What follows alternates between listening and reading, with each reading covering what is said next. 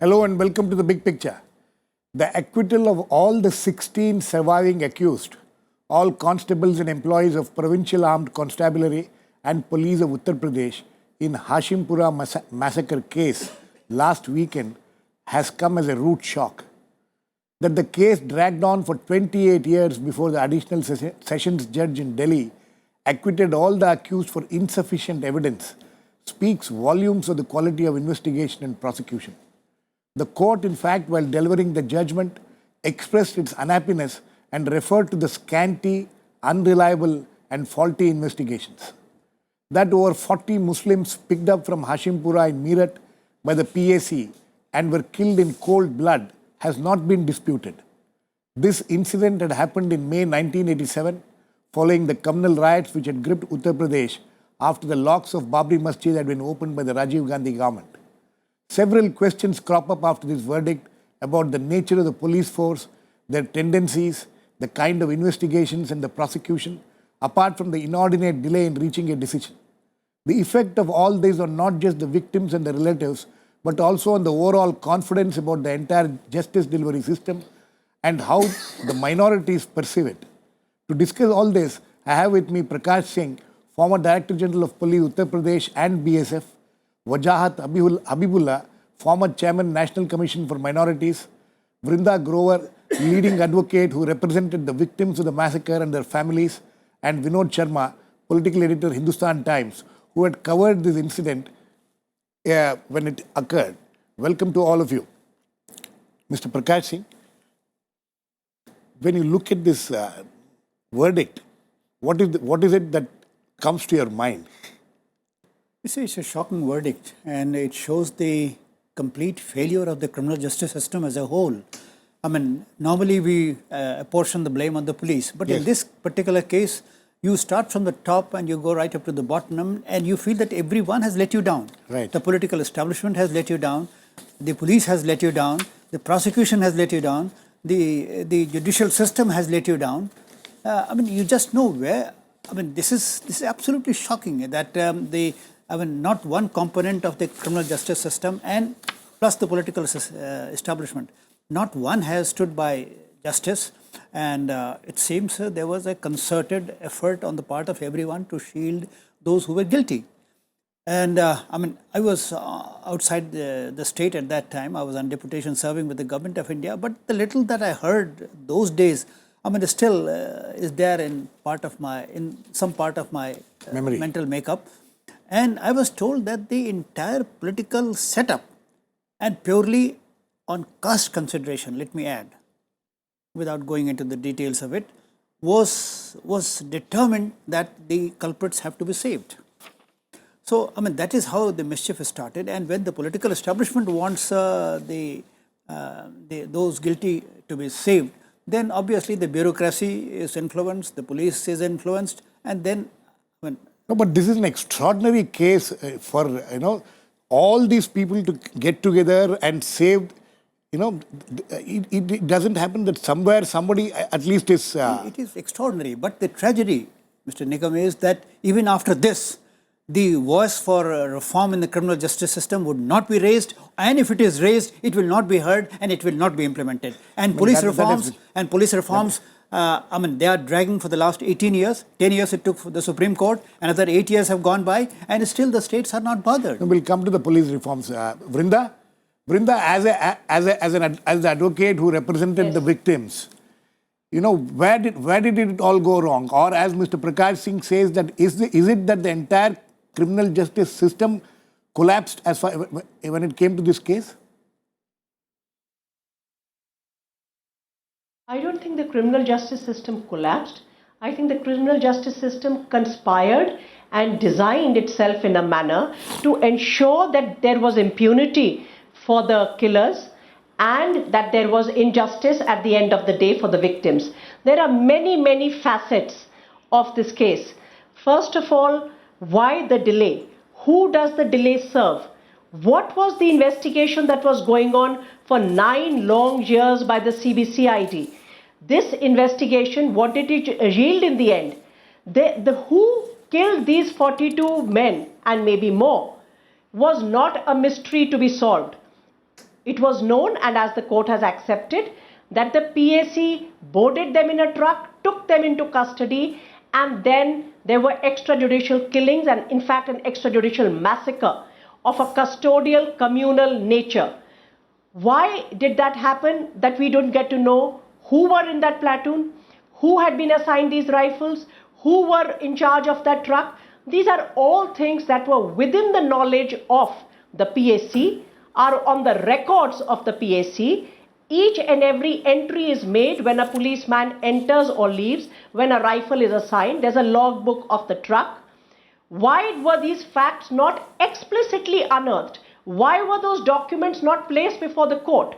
Because there was a plan to shield them, and that serves the purpose of the political establishment as well as the police.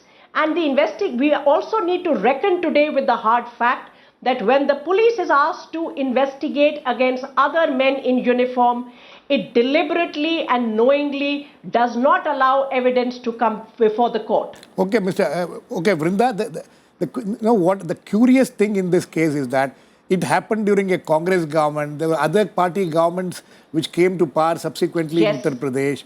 Yes. You mean to say that all the political parties who came to power in Uttar Pradesh over these last 28 years have conspired? Absolutely. Have conspired? Have conspired against the people getting justice? Yes. Each and every political party during its rule has allowed communal targeted killings to take place. How can we forget what happened in 1984 in Delhi and in other parts?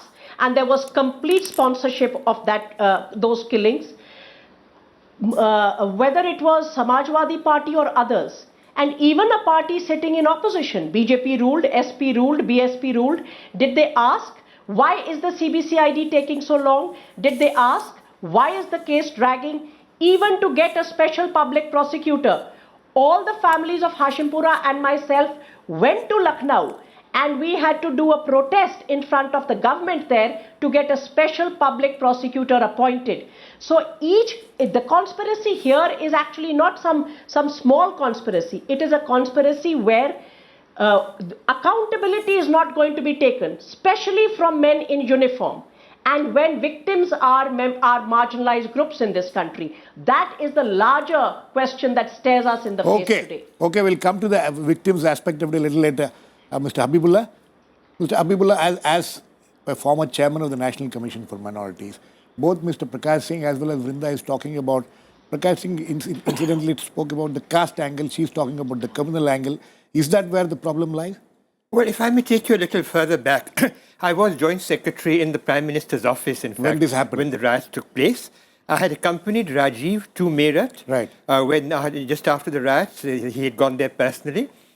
I went the people of Hashimpura complained that he never went to their colony. No, you see, Hashimpura, he didn't go. He sent me around to go to all the affected neighborhoods in Meerut.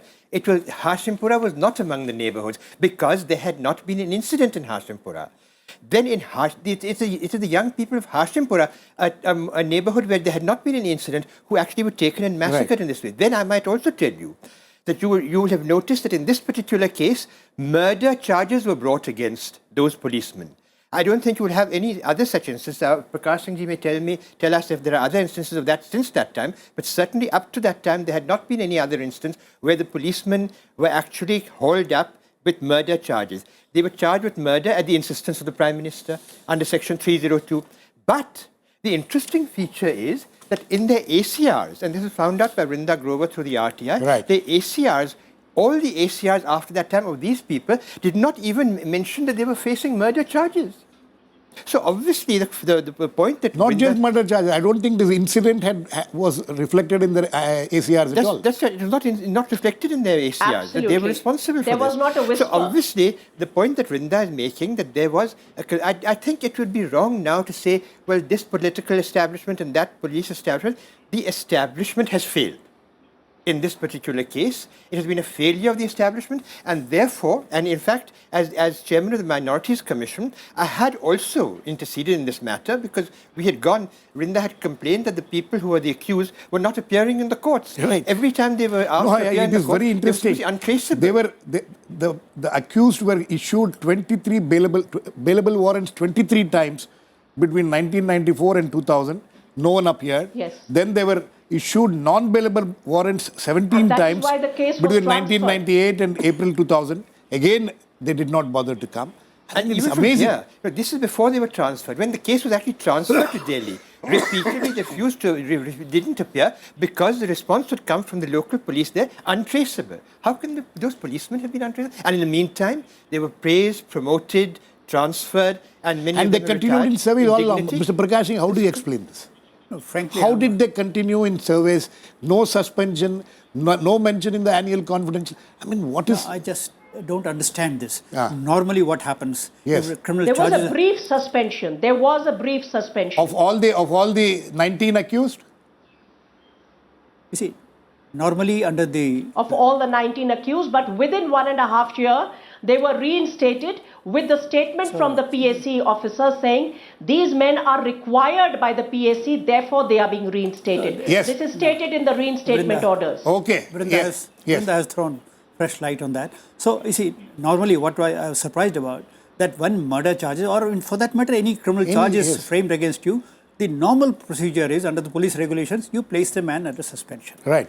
So, now she has clarified that yes, they were placed under suspension. And when you are placed under suspension, the fact of suspension is necessarily mentioned in your annual confidential remark. It's just not possible that it was not mentioned. It must have been mentioned, and if the officer was careful enough, he would have mentioned the background also. But the fact of suspension invariably, because it affects your salary, it affects your allowances. But the RTI, which the victims, and I'm sure Vrinda was responsible for that, when they got the RTI or the ACRs of all these people, there was no mention of that. There was no mention of I that. won't be able to support or contradict this. It's a matter of Vrinda? inquiry. It's a matter of inquiry. Was it is it a fact that the ACRs did not If mention I can it? just come in there. Yes, please. Yes, what the ACR says is actually very interesting. We took out the ACR for all the 19 accused. We filed 613 RTI applications. Every family which had lost a member filed applications. In the applications it says each one of them is given the Shreni is Acha, which is equivalent of good. And it describes, it's a small para describing, it says Acharan Acha hai, Anushasit Sipahi hai. Some of them are sports people, so it says Kabaddi team ka member hai. But for each one of them, the comments made are, he's a disciplined soldier, his conduct is good. And this is while the trial is going on. There is not even, if you were to read the internal documents of the PAC, you cannot make out that these men are facing a murder trial for mass murder. That is what is problematic, Mr. Prakash Singh, when we say that within the police reform campaign, you espouse that there is an internal rectification system. I am saying the police leadership is also shielding these men, and the police leadership is not taking corrective measures. Okay. I'm sure I'll come back to you, Mr. Prakash Singh, on this, because we need to discuss one of the several of the points which he has raised. But Vinod, you went there, you saw, you reported on this. When you look back, did you think that this kind of was it all this happened because of the communal nature of the police force? Well, may I say that I got a tip-off about this massacre happening from Kedarnath Singh, who was there a member of the Congress party. He was from the left stream, and perhaps he had some axe to grind with Veer Bahadur Singh. But whatever, I got the tip-off from him, and I rushed to a hospital in Mohan Nagar where some injured were admitted. And there was quite clearly an instruction from the police not to grant any access to journalists, to those people. So one travelled ahead, and there was a Gang Nahar where the bodies were dumped, and also Hindustan Canal. the bodies came floating right up to Delhi, actually. If you cross the Noida bridge, you have that canal. Yes. When you cross from, Mayur Vihar side to Noida, the bodies had come up to there. But that's the graphic detail of it. May I make certain points which, according to me, looking back, are quite telling, as one who has covered the Gujarat massacre and also the 1984 riots and to some extent 1992 incident. You see, Hashimpura stands out as the most shocking example of the state's perpetuation of terror on a minority. You see, even in Gujarat, people were not taken into custody and shot in cold blood. There were riots, they were shot, there were instructions to police, they were shot on the roads. Perhaps there were fake encounters later, but that's another point. Even in 84, there were total anarchy and absence of police. And there was mobcracy. But in this case, out of the 600 odd people who were rounded up, about 40 odd were chosen for the age groups. Age groups. Because they were young. Yes. And then they were done in cold blood. And the bodies dumped. Now, this is point one. One point which Vrinda ji has perhaps forgotten to mention. In the course of the court proceedings, the weapons that were used were stated to have been redistributed. Redistributed back. They were not kept in the as case property. They were not protected as case property, and they were redistributed to the police force. Now the PAC, and I don't want to sort of paint all the PAC Jawans with the same brush. My first assignment as a young reporter was to cover a communal situation in Aligarh. And thereafter it was Moradabad and, all kinds of places. And in Moradabad, in a curfew situation, I have seen with my own eyes PAC supervising arson and loot of shops belonging to minorities in Hindu majority areas. I've seen it with my own eyes. Right. And when one tried to object, one was politely advised that if you want to be on the safe side, please withdraw and don't protest. Otherwise, there'd be trouble for you. Now, here is the police force where successive governments used this police force to settle their political score. And as you rightly pointed out, the Ram Temple movement at that time was growing. Right. There was a move, Mr. Wajahat Habibullah was then with the PMO, would bear me out, by the then Prime Minister to remove Bir Bahadur Singh. But there was some important person in his own Council of Ministers who advised him against that, saying that here is a man under whose administration the locks of the Ram Temple have been opened. Then how can you remove him? Anyway, that was the politics of it. We will keep that politics aside. But Mr. Prakash Singh, and I want both of you to react to this. The fact is that we are looking at a picture where this was a clear case of criminalization of the police force. In fact, I would like to read what Mr. Vibhuti Narayan Rai, who and happened to be... communalization of the police force. Absolutely. I'm coming to that, Vrinda.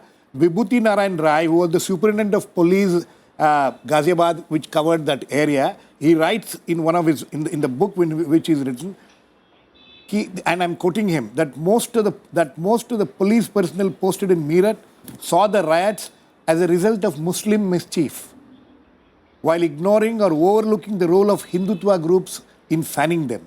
They claimed that Meerut had become a mini Pakistan because of Muslim intransigence and that it was necessary to teach the community a lesson. This is exactly what we have seen in many of the communal situations, but this is quite an extraordinary thing. Mr. Prakash Singh? Look, I have not gone into the details of the incident, but I would like to know if somebody could educate me on this. When was the case handed over to CID? Because until then it was the charge of Mr. Vibhuti Narayan 2 himself. days after the incident. 2 days after the incident. Exactly 2 days after the incident. Yeah. Then of course Yes. he didn't have. He had very limited role in that. Exactly. That's He had, 2 then days. he had very limited role in that. because he says that the police force went to this PAC to find the truck. They couldn't find the truck, which they didn't know which truck had taken. In fact, today the judgment of the court says that they were not able to identify which was the truck which took the in which the PAC constables had gone inside the camp. See, there is absolutely no justification for the way police handle it, the way CBI, No, we will leave that CBCID aside. But handle this it. criminalization of the police force I'm talking about. Look, I'll come to you. About communalization or whatever it is, let me tell you, it all depends on the leadership. It all depends on the leadership. This much maligned PAC, if I had time and if I could tell you the fantastic results which I was able to achieve with this very PAC, and when it was under my charge, I mean directly, then it is on record that in a meeting held in the office of the Home Ministry, in the office of the Home Secretary, the IG Operations Border Security Force said this, quote unquote, that we find the PAC today as good as the Border Security Force, unquote. Okay.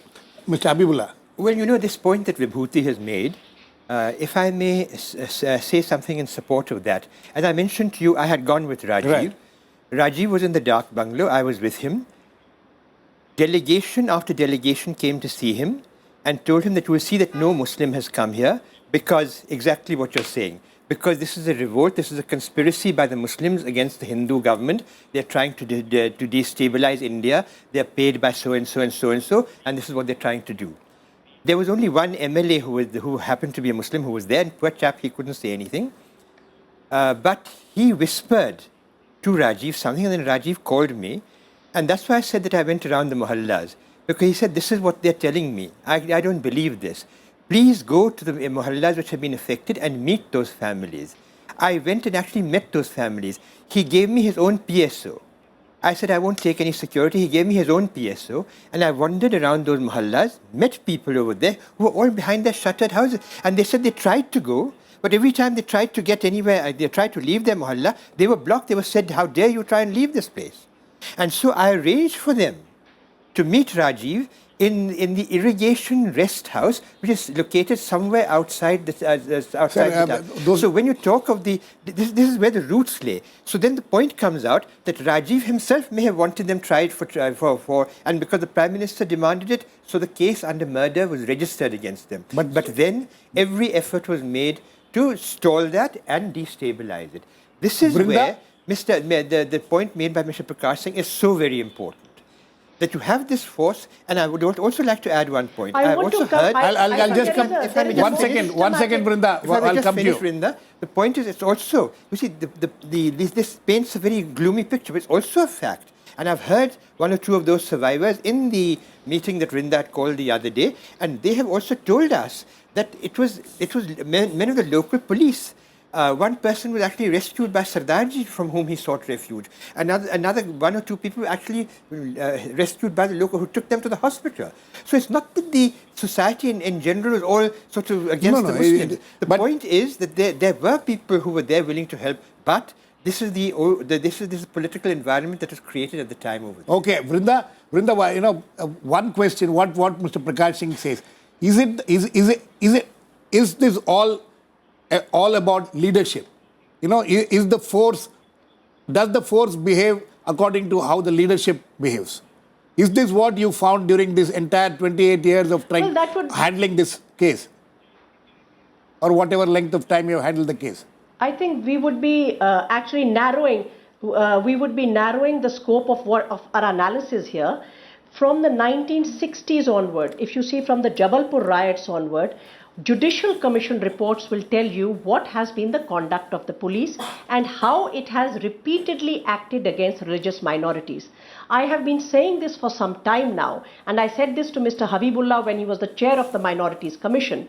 Let us at least accept as a hypothesis that there is an institutional bias against religious minorities in the police force in India. Let us study this and see what are the corrective measures to be made. In London, if you recall, the Lord Macpherson report said there is institutional racism in England, and then the police force started adopting corrective measures. We are in a mode of denial and people are being killed. This, I have not only worked on Hashimpura, I have done cases in Kandhamal of 1984. Each and every time there is a pattern that is emerging. We cannot isolate these things. This is a systemic flaw in the functioning of the police. It is not an individual leadership issue at all anymore. Mr. Prakash Singh. Would you like to react to that? Because, No, I mean, we have heard this any number of times of the institutional bias in this country. No, she has. It's not just the police, it is, even in the intelligence agencies. We have heard this time and again. She has the right to have her views, but my experience has been different. You see, and when I talk of leadership, I'm No, talking, you, I'm in not talking of sir, individual one leadership. second. Just 1 second. In your entire experience in the police force, you have not seen an institutional bias against the minorities?